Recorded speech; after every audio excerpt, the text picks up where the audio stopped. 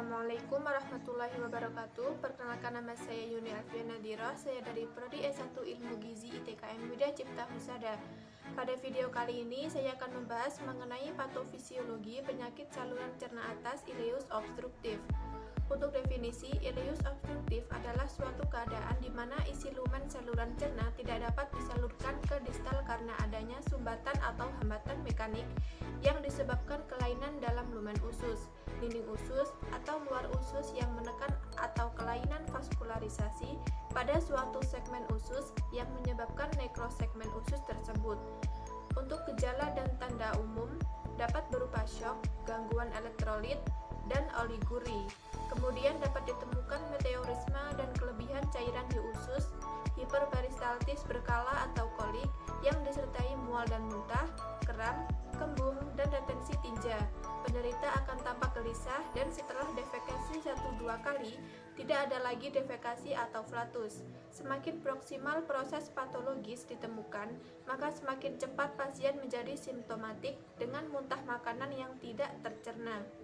Untuk etiologi, penyebab paling umum dari obstruksi usus halus di negara-negara industri adalah dari faktor ekstrinsik, yaitu adesi pasca bedah.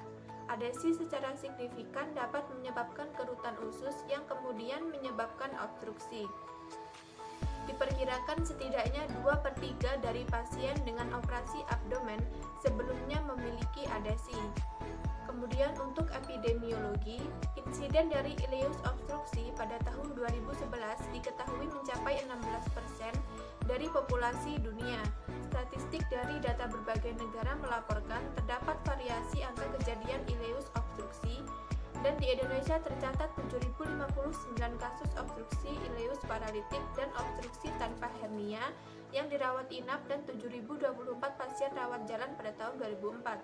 Untuk diagnosis medis dapat dilakukan anamnesis, pemeriksaan fisik tes laboratorium, ultrasonografi abdomen, foto polos abdomen dan studi kontras usus, abdominal compute tomografi atau CT, tes diagnostis lebih lanjut, dan magnetic resonance imaging atau MRI.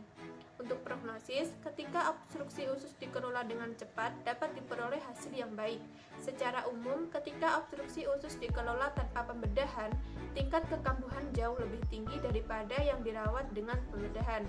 Untuk terapi yang dapat digunakan pada penyakit ileus obstruktif ini, dapat dilakukan pemberian obat analgesik, pengobatan konservatif selama tidak ada indikasi absolut untuk pembedahan, seperti strangulasi, iskemia, dan tidak adanya transit konten usus dan tidak ada bukti klinis abdomen akut. Dan ileus usus besar biasanya disebabkan oleh kanker dan 3/4 kasus memerlukan pembedahan segera. Sekian dari saya. Wassalamualaikum warahmatullahi wabarakatuh.